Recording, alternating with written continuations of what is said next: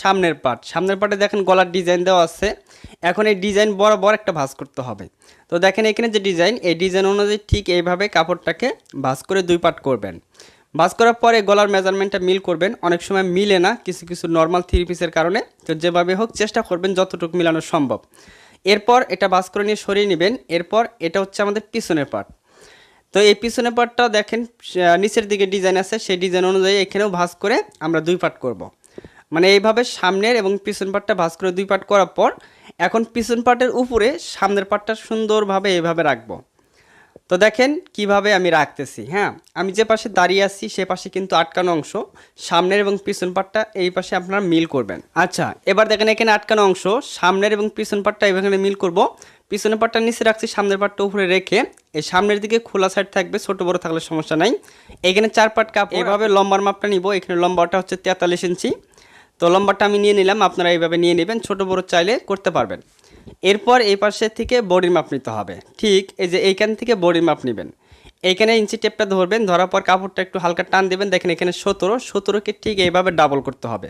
17কে double করলে 34 ইঞ্চি body হবে, তাহলে বডি হচ্ছে আমাদের 34।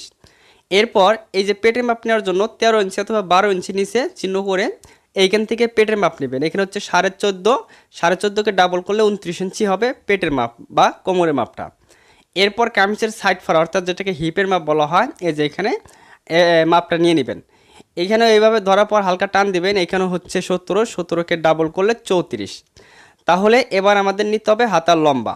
এই শোল্ডারে যে জয়েন্ট, এই জয়েন্ট থেকে ঠিক এইভাবে হাতার লম্বা যার যতটা প্রয়োজন নেবেন, আমি 18 ইঞ্চি নিলাম। এরপর এইভাবে হাতার মুখের মাপটা নিব।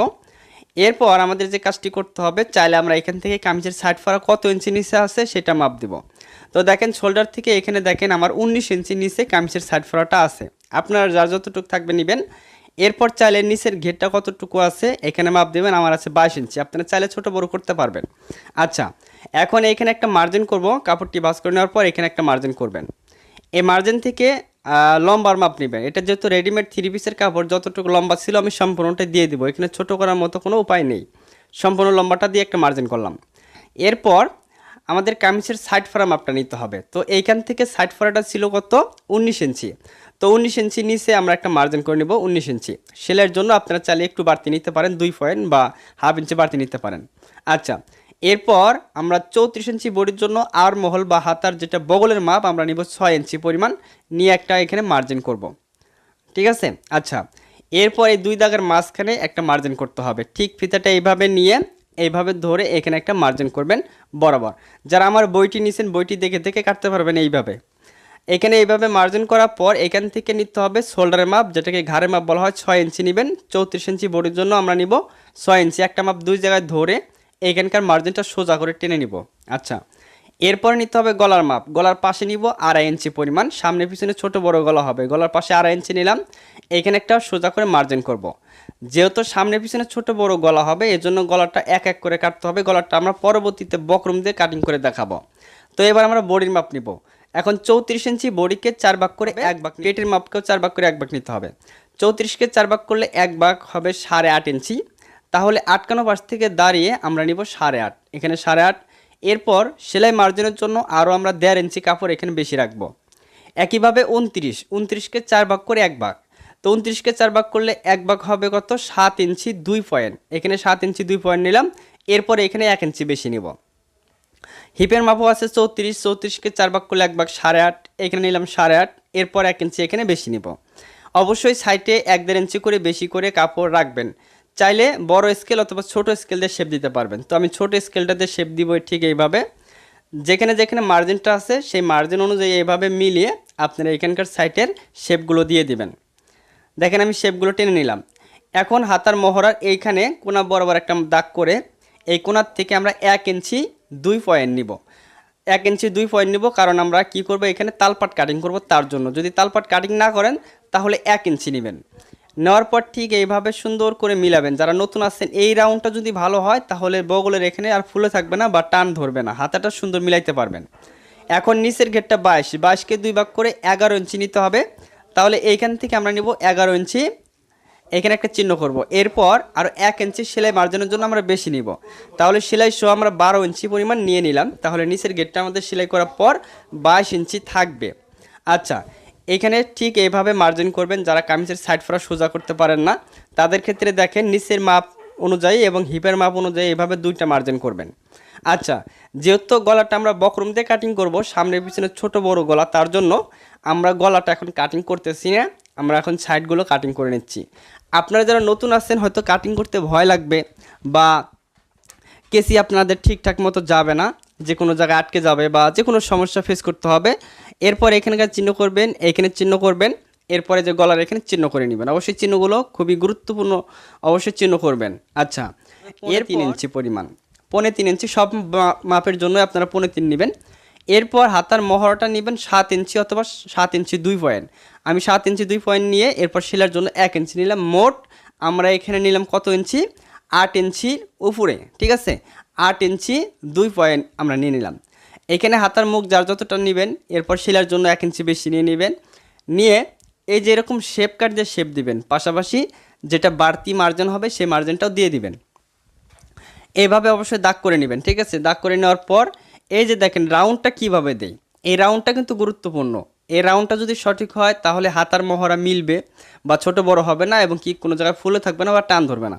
এইখানে চিহ্ন করব, এইখান থেকে সেলাই করার পর 7 ইঞ্চি 2 পয়েন্ট থাকবে, এখানে একটা চিহ্ন করে নিব। আচ্ছা, এই চিহ্ন পর্যন্ত সেলাইটা নিয়ে আসবে, ঠিক আছে। এখন আমরা প্রথমে বডির পার্টের তাল পাট কাটিং করব। এই যে এখানে আমি দেখিয়ে দিচ্ছি, এটা হচ্ছে বডির মাপ। এই যে দেখেন অ্যাকুরেট, কোনো জায়গায় ছোট বড় হবে না, সেলাই করার সময় অ্যাকুরেট মাপ পাবেন। এখন তালপাট কাটিং করার জন্য কামিজের যেটা সামনের পার্ট থাকবে, এই উপরেরটা হচ্ছে সামনের পার্ট, তো নিচেরটা সরিয়ে এই উপরের যেটা সামনের পার্ট সেইখানে তালপাট কাটতে হবে। তো দেখেন কিভাবে কাটি, ঠিক এইখান থেকে অল্প করে ধরবো, এখানে অল্প করে ধরে জাস্ট এই যে মাঝখানে একটু 2 পয়েন্ট পরিমাণ কাপড় কেটে ফেলে দিব, তাহলেই এটাকে তালপাট কাটিং বলা হয়। আচ্ছা, এরপর হাতার মধ্যে এটিসি বক্রমটা ভাঁজ করার পর এইভাবে একটা মার্জিন করব। এই মার্জিন থেকে সামনের গলার লম্বাটা নিব 6 ইঞ্চি 2 পয়েন্ট। সেলাই সহ সামনের গলার লম্বাটা 6 ইঞ্চি 34 ইঞ্চি বডির জন্য নিলাম। গলার পাশে 2.5 ইঞ্চি, এইখানেও 2.5 ইঞ্চি নিয়ে এইখানে একটা মার্জিন করব, ঠিক আছে। আচ্ছা, এখানে মার্জিন করার পর এইখানে পান গলা দিয়ে দেবো, সুন্দর করে রাউন্ড করে নিতে হবে এইভাবে। আপনারা চাইলে এখানে গোল গলা দিতে পারেন, টেবিল গলা দিতে পারেন, সাগরিকা গলা দিতে পারেন, আরও বিভিন্ন যে গলাটা আছে সেই গলাটা ডিজাইন করে দিতে পারেন। তো যারা পান গলা দিতে চান ঠিক এইভাবে রাউন্ড করে কাটিং করবেন। তো দেখেন কিভাবে আমরা কাটিং করতেছি, এইভাবে বাড়তি করে পাশে কাপড় রাখতে হবে, মানে বক্রমটা রাখতে হবে, রেখে কাটতে হবে। দেখেন সুন্দর একটি গলা হয়েছে 34 ইঞ্চি বডির জন্য। এবার আমাদের পিছনে গলা কাটতে হবে। তো এই বক্রমটা এখানে সোজা করে কেটে আমরা সমান করে নেওয়ার পর এখানে আরেকটা মার্জিন করব। এই মার্জিন থেকে পিছনে গলার লম্বা সেলাই সহ আমরা নিলাম 4 ইঞ্চি পরিমাণ, গলার পাশে 2.5 ইঞ্চি, এখানেও 2.5 ইঞ্চি নিয়ে এইখানে একটা মার্জিন করব। আচ্ছা, ভিডিওটা অনেক বড় হবে, ঠিক আছে। সেলাই সহ আপনাদের আমি দেখাবো, হাতা লাগাবো, সাইড সেলাই দিব। এই যে দেখেন এটা হচ্ছে পিছনে গলাটা আমি কাটিং করতেছি। অবশ্যই কি করবেন, আপনার যে কোনো ডিজাইন গলা তৈরি করলে বক্রম দিয়ে আপনার গলা কাটিং করবেন, তাহলে ডিজাইনটা ভালো হবে এবং সহজে আপনি ডিজাইন করতে পারবেন। গলা অথবা পিছনে গলা একইভাবে বসাইতে হবে, বসিয়ে বক্রমের উপরে সেলাইটা দিতে হবে। প্রথমে সেলাইটা কি করতে হবে, বক্রমের উপরে, এবং চতুর্পাশে একটু করে কাপড় রেখে এই পাশটা মুড়িয়ে দিতে হবে। এই পাশটা মুড়িয়ে দেওয়ার সময় একটু কাপড়টা বাড়তি হতে পারে, সেই ক্ষেত্রে দেখেন আমি যেভাবে আঙ্গুল দিয়ে বসিয়ে দিলাম, আপনারা কীভাবে বসিয়ে দিয়ে বাড়তি কাপড়টা কেটে ফেলে দিয়ে এই কাপড়টাকে কি করবেন, এইভাবে ভাঁজ করবেন। ভাঁজ করে নেওয়ার পর ঠিক এই মাঝখানে এইভাবে একটু চিহ্ন করে নেবেন, এটা মিডিল সেন্টার বের করার জন্য। একইভাবে পিছনের গলাটাও আপনারা বসিয়ে সেলাই করবেন। তো এটা হচ্ছে কামিজের সামনের পার্টটা আমরা নিব। তো দেখেন গলার পাশে 2.5 ইঞ্চি রাখতে হবে, নিয়ে আমি চিহ্নটা করে নিছি। সর্বপ্রথম আমি সামনের গলাটা কমপ্লিট করতেছি। তো সামনের গলার কাপড়টা সোজা পাশে রাখলাম, আর বক্রম দিয়ে যে গলাটা তৈরি করছি সেটা উল্টা পাশে রেখে এই মিডিল সেন্টার মিল করে এখানে সেলাই দিয়ে আটকে দিলাম প্রথমে। এরপর এই যে গলার চিহ্ন অনুযায়ী এই যে বক্রমটা এইভাবে বসিয়ে এবারকার সেলাইটা আমাদের বক্রমের নিচে হবে। এখন যে সেলাইটা দিতেছি এটা হচ্ছে বক্রমের নিচে, একদম বক্রম কিনার ঘেঁষে দিতে হবে। আবার বক্রম থেকে একটু দূরত্ব রেখে সেলাই দিবেন, তাহলে কিন্তু গলাটা হবে না। বক্রমের একদম কাছ দিয়ে বক্রমের নিচে সেলাইটা দিতে হবে। দেওয়ার পর একটু করে কাপড় রেখে বাকি কাপড়গুলো সুন্দরভাবে কেটে ফেলে দিতে হবে। তো দেখেন এইভাবে আমি কাটিং করে নিচ্ছি, জায়গায় জায়গায় একটু একটু করে কাটতে হবে, তা না হলে কিন্তু গলাটা সুন্দর হবে না। অবশ্যই এইভাবে একটু করে কেটে দিতে হবে, খেয়াল রাখবেন সেলাই যাতে না কাটে। এরপর এই যে বক্রমের উপরে সেলাই দিতে হবে, চাপ সেলাই বলা হয়। একদম সেলাইয়ের কাজ দিয়ে বক্রমের উপর সেলাই দিবেন। দেওয়ার পর সুতা বাড়তি থাকলে কেটে ফেলে দিয়ে এইভাবে গলাটা ফিনিশিং দিবেন। দেখেন গলাটা খুব সুন্দরভাবে আমি তৈরি করে নিলাম। আপনারাও চেষ্টা করবেন, ইনশাল্লাহ চেষ্টা ছাড়া কোনো কিছু করা সম্ভব না। আচ্ছা, একইভাবে পিছনের গলাটাও কমপ্লিট করতে হবে। ঠিক এইভাবে দেখেন সামনের গলাটা আমরা যেভাবে সেলাই দিছি বক্রমের নিচে, পিছনের গলাটাও বক্রমের নিচে এইভাবে সেলাই দিবেন। দেওয়ার পর বাড়তি কাপড়গুলো কেটে ফেলে দিবেন। এখানেও একটু একটু করে কাটবেন, খেয়াল করবেন যাতে সেলাইটা কেটে না যায়। আচ্ছা, এরপরে এখানেও চাপ সেলাই দিতে হবে। দেখেন চাপ সেলাই কিন্তু গুরুত্বপূর্ণ। চাপ সেলাই না দিলে গলার ফিনিশিং আসবে না বা গলাটা বেশি লাস্টিং করবে না, অল্প দিনে ছিঁড়ে যাবে বা খুলে যাবে। আচ্ছা, এখন আমরা কি করব, এটার উপরে এটা হচ্ছে সোজা সাইডে রাখবো। পিছন পাটটা সোজা সাইডে রাখার পর সামনের পাশটা উল্টা পাশে রাখবো। এই যে সামনের পাশটা উল্টা পাশে রেখে শোল্ডার জয়েন্ট, অর্থাৎ যেটাকে ঘাড় জয়েন্ট বলে। তো এই জয়েন্টটা দেওয়ার সময় প্রথমে ব্যাক স্টিচ বা যেটাকে বারটেক বলা হয় সেটা দিবেন। ব্যাক স্টিচ দিয়ে সেলাই শেষেও এইখানে একটা ব্যাক স্টিচ দিয়ে নেবেন। তো এইখানেও প্রথমে বারটেক দিবেন একটা, এবং সেলাই শেষে আরেকটা বারটেক দিবেন। এই বারটেক না দিলে কিন্তু হাতা লাগানোর সময় এখান থেকে খুলে যাবে। এখানে দুইটা করে সেলাই দিলাম, এরপর এই বক্রমটা এই পাশে ভাঁজ করলাম, এই বক্রমটা এই পাশে ভাঁজ করে দিলাম। বক্রমটা যদি ভাঁজ করে না দেন তারপরেও কোনো সমস্যা ফেস করতে হবে না। আচ্ছা, এখন এখানে আপনারা চাইলে হাতে সেলাই দিতে পারেন অথবা মেশিন সেলাই। আমি এখানে হাতে সেলাই দিব। শোল্ডারের জয়েন্টগুলো আমরা সুন্দর করে বসিয়ে নিয়ে আমরা এখানে আমরা আচ্ছা, এই যে মেশিন সেলাইটা দিতেছি, নিচের কাপড়টা সুন্দরভাবে টেনে টেনে সেলাই দিতে হবে। তাহলে আমাদের সোজা সাইডে সেলাইটা প্লেন বোঝা যাবে, কোনো জায়গায় টান বা কোনো জায়গায় ঘুষ বোঝা যাবে না। তো দেখেন সুন্দরভাবে গলাটা সুন্দরভাবে বসাবেন, মাঝে মাঝে প্রেসার ফিটটা উঁচা করবেন, করে সুন্দর রাউন্ড করে নিয়ে সেলাইটা ঘোরাবেন। ঠিক আছে, নতুন অবস্থায় একটু সমস্যা হতে পারে, কাজগুলো আস্তে আস্তে করলে সুন্দর হয়ে যাবে। এই যে দেখেন গলাটা আমি কমপ্লিট করলাম মেশিন সেলাই দিয়ে। এরপর আমরা এখন বডির মাপ দিব, কোমর মাপ দিব, হিপের মাপ দিয়ে আমরা কাটিং করার সময় নিয়েছিলাম 14.5। আর এই যে হিপের এখানে কত নিয়েছিলাম, হিপের এখানে ছিল 17 অর্থাৎ 34। এইখানেও নেব আমরা 17 ইঞ্চি। আর এখানেও একটা মার্জিন করব। মার্জিন করে নেওয়ার পর এই সাইডগুলো আমরা সেলাই দিব। ঠিক আছে, তো দেখেন এখানে সমান করে ধরবেন, হাতার মহড়া এখানে সমান করে ধরে এখানে একটা ব্যাক স্টিচ দিয়ে এই যে খুব সুন্দর করে রাউন্ড করবেন। আপনার মাপ অনুযায়ী যতটুকু রাউন্ড আসে ততটুকুই করে এই সেলাইয়ের উপরে আরেকটা সেলাই দিয়ে দুইটা করে আমরা সেলাই দিয়ে নিব। আচ্ছা, একইভাবে এ পাশে সেলাই হয়ে গেলে এ পাশেও ঘুরিয়ে নেবেন ওর উল্টা দিকে। ঘোরানোর পর আবার এই পাশে সেলাইটা ঠিক এখানে ধরে এখানে দুইটা করে সেলাই দিবেন। আচ্ছা, এবার গুরুত্বপূর্ণ বিষয় কামিজের সাইড ফাড়া। তো কামিজের সাইড ফাড়া এইখানে একটা ভাঙ্গা দিবেন। যেহেতু সুতি কাপড় এইভাবে ভাঙ্গা আপনারা দিতে পারবেন। যদি জর্জেট কাপড় হয় তাহলে কিন্তু সেটার পদ্ধতি আলাদা।